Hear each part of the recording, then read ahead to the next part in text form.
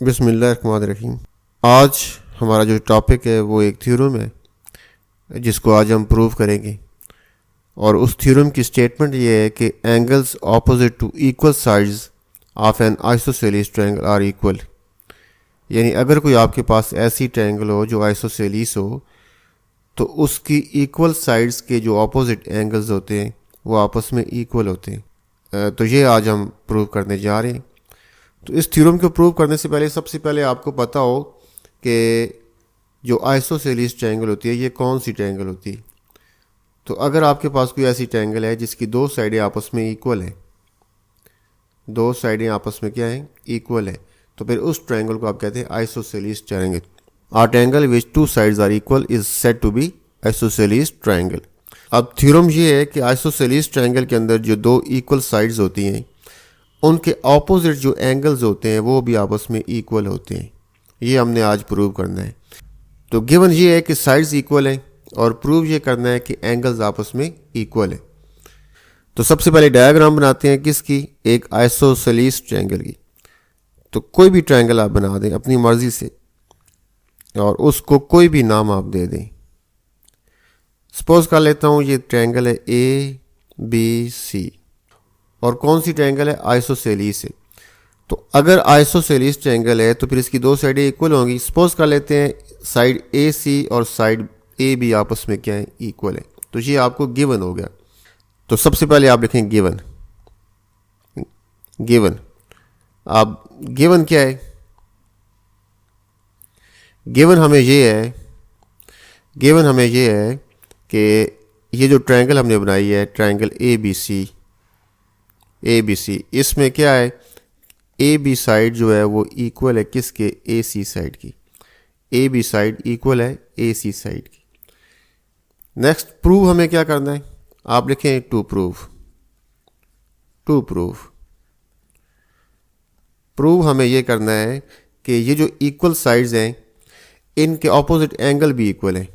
तो AB side जो है इसके ऑपोजिट कौन सा एंगल बनता है, C, और AC साइड के ऑपोजिट कौन सा बनता है, B। तो B और C एंगल आपस में इक्वल है, ये हमें प्रूव करना है। तो आप लिखेंगे angle B is equal to angle C, ये हमें प्रूव करना है। नेक्स्ट इसके बाद आपने लिखना है कंस्ट्रक्शन। इस थ्योरम को प्रूव करने के लिए हम क्या करेंगे, डायग्राम के अंदर कुछ इजाफा करेंगे। उस इजाफे को हम कहते हैं कंस्ट्रक्शन। अब कंस्ट्रक्शन में मैं क्या करूंगा कि ये जो एंगल है A, इसको मैं बाइसेक्ट करूंगा। बाइसेक्ट का मतलब है इसको मैं ऑफ करूंगा। मैं एक ऐसी लाइन ड्रा करूंगा जो इस एंगल को दो बराबर हिस्सों में तकसीम करेगी। तो एंगल A का बाइसेक्टर आप ड्रा करें ऐसे। ये डैश करके मैं बना रहा हूं ताकि आपको समझ आए कि ये असल में क्या है, ये कंस्ट्रक्शन है। तो मैंने एंगल A का बाइसेक्टर ड्रा किया। अब जब बाइसेक्टर आपने इसका ड्रा किया तो इस एंगल के दो हिस्से हो गए। सपोज पहला हिस्सा 1 है और दूसरा हिस्सा क्या है, 2 है। मैंने इनको नाम दे दिए। अगर ये बाइसेक्टर है तो फिर एंगल 1 और एंगल 2 क्या होंगे, आपस में इक्वल होंगे।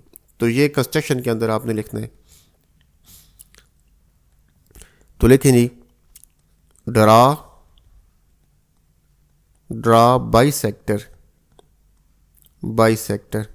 बाइसेक्टर का नाम क्या है, इसका नाम रख लेते हैं यहाँ पे D। A से शुरू हो रहा है, D पे जा रहा है, तो ये AD इसका नाम हो गया। Draw bisector AD। किसका बाइसेक्टर आपने ड्रा किया, एंगल A का। तो लिखें ऑफ एंगल A। अब बाइसेक्टर का मतलब ये है कि ये जो दो एंगल बने हैं 1 और 2, ये आपस में क्या होंगे, इक्वल होंगे। ये तो हो गया नंबर 1। नंबर 2 पे आप ये लिखें कि ये जो आपने एंगल्स को नाम दिए इसको भी लिखते हैं आप। लिखें name angle 1 and angle 2 according two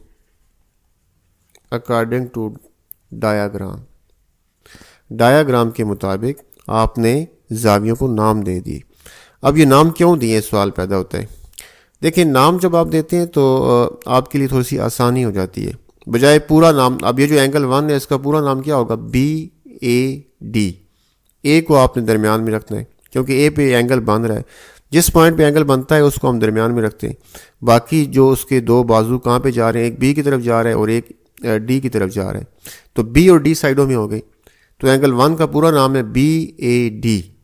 similarly angle 2 का पूरा नाम है सी ए डी, या इसको आप कह सकते हैं डी ए सी। ए को आपने दरमियान में रखना है। तो पूरा नाम देने में शायद आप मिस्टेक कर जाएं, आपसे गलती हो जाए, इसलिए मैं इसको 1 और 2 कह रहा हूँ, ताकि 1 और 2 में हमारे से गलती नहीं हो। तो अब जब ये एंगल 1 और एंगल 2 आपने बना लिए, बाइसेक्टर आपने ड्रा किया और 1 और 2 बन गए, तो ये 1 और 2 आपस में क्या होंगे? इक्वल होंगे ना, क्योंकि आपने ए का क्या खींचा है? बाइसेक्टर खींचा है। बाइसेक्टर उस लाइन को कहते हैं जो किसी एंगल को क्या करे, दो बराबर हिस्सों में तकसीम करे। तो ये ब्रैकेट में लिख लें कि एंगल 1 इक्वल है एंगल 2 के। नेक्स्ट इसके बाद प्रूफ शुरू करते हैं। तो आप लिखेंगे प्रूफ।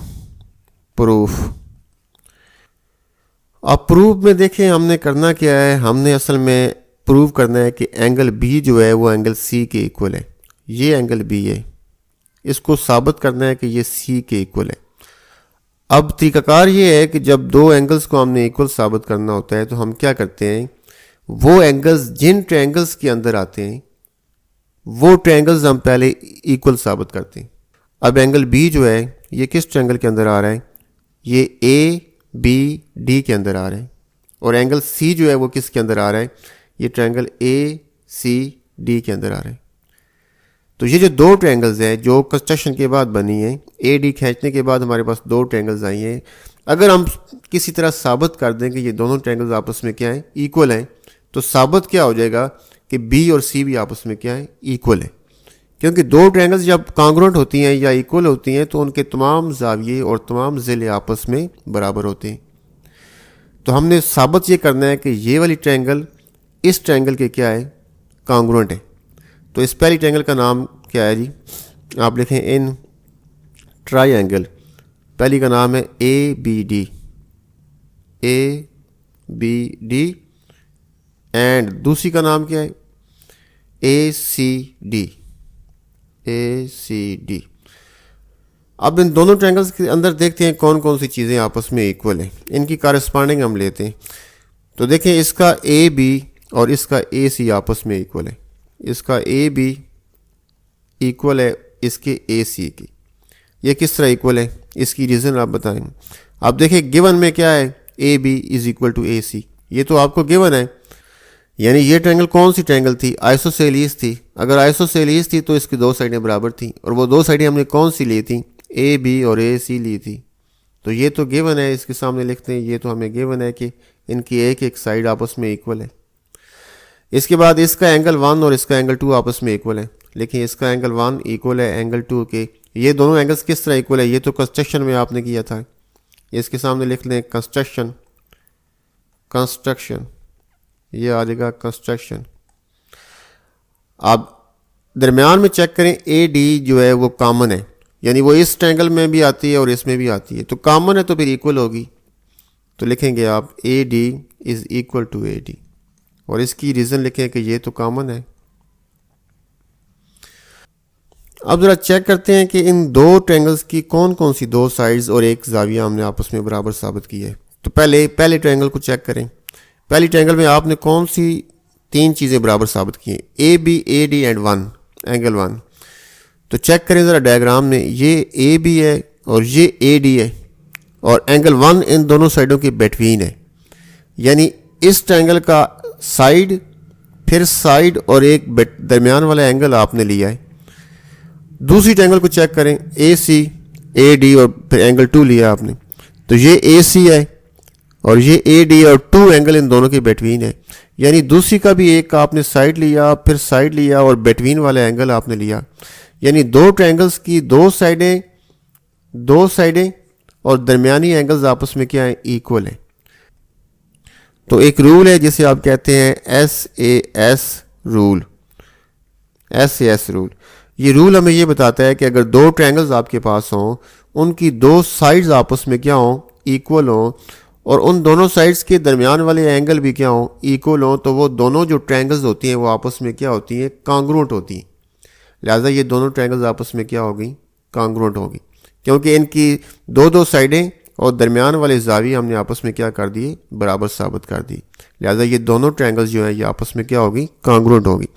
आप लिखें so triangle A B D is congruent to triangle A C D.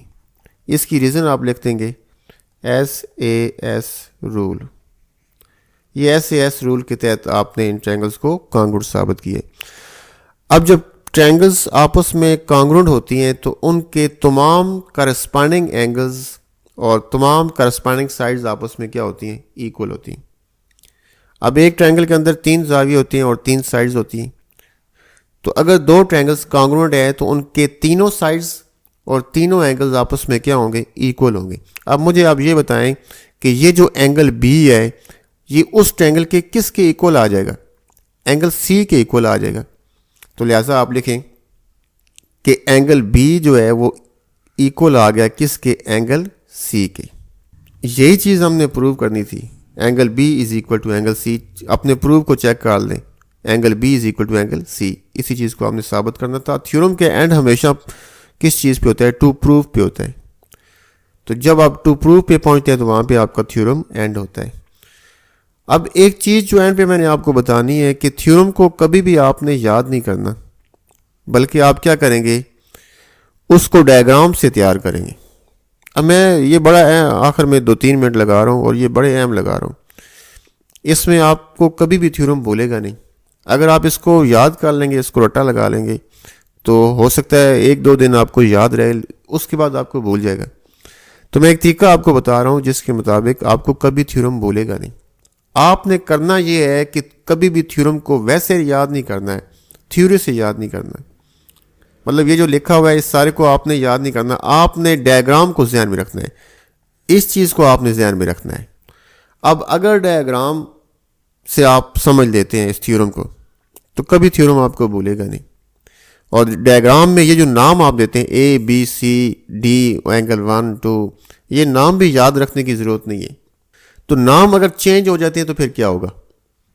Suppose हमारे पास एक ट्रायंगल है, ये इसको मैं नाम अब चेंज कर रहा हूँ PQR। अब बताना मैं ये चाह रहा हूँ कि अगर आप नाम चेंज कर लेते हैं तो उन नए नामों के मुताबिक आपको थ्योरम प्रूव करना चाहिए। अगर आप नए नामों के मुताबिक थ्योरम प्रूव कर लेते हैं तो इसका मतलब है कि वो थ्योरम आपको सही समझ आ गया। अगर ट्रायंगल ABC नहीं है, हमारे पास ट्रायंगल कौन सी है, PQR है, तो अब थ्योरम क्या होगा, देखिए अब गिवन क्या हो जाएगा, PQ इक्वल हो जाएगा PR के। एंगल कौन से लेंगे आप, एंगल Q इक्वल हो जाएगा एंगल R के। अब ये नए नाम आपने यूज़ करने। अब कंस्ट्रक्शन में कोई यहाँ पे PQR तक हो चुका है तो यहाँ पे आप S लिख दें। तो आपने PS खींचा, बाइसेक्टर आपने कौन सा खींचा, PS। किस एंगल का, एंगल P का। तो ये टोटली ये पूरा थ्योरम अब किस शक्ल में आ जाएगा, PQ और R की शक्ल में आ जाएगा। तो अगर नाम भूल जाते हैं कोई टेंशन नहीं, आप नए नाम दें अपनी मर्जी से और उन नामों के मुताबिक थ्योरम को प्रूव करें। अब 2 ट्रायंगल्स कौन सी आपके पास बन गई, PQS पहली और दूसरी कौन सी बन गई, PRS बन गई। इसको एंगल आप कह लें, सपोज कर लेते हैं ये एंगल जो है वो 3 है, ये एंगल 4 है। कोई भी नाम दें आप, उसको इसको चेंज कर सकते हैं आप, लेकिन जो नाम देते हैं फिर आगे उन नामों के मुताबिक आप चलेंगे। अब इन दोनों ट्रायंगल्स में कौन सी 3 चीज़ें आप लेंगे, PQ बराबर आ जाएगा PR के, और कॉमन साइड कौन सी है, PS बराबर PS। एंगल कौन से होंगे, एंगल 3 एंगल 4 की इक्वल आ जाएगा। ट्रायंगल्स इक्वल हो जाएंगी और कौन से एंगल आपस में इक्वल साबित हो जाएंगे, एंगल Q और एंगल R। तो कहने का मकसद ये है कि अगर आपको नाम भूल जाते हैं तो फिर आप अपनी मर्ज़ी से नाम दें और उन नामों के मुताबिक उस थ्योरम को प्रूव करें। थ्योरम हमेशा डायग्राम से तैयार होता है। तो थ्योरम को कभी भी आप रट्टा नहीं लगाएं, बल्कि आप क्या करें, उसको डायग्राम से समझें और नए नामों के मुताबिक आप उसको आगे लेके जाएं। End of lesson. अल्लाह हाफ़िज़।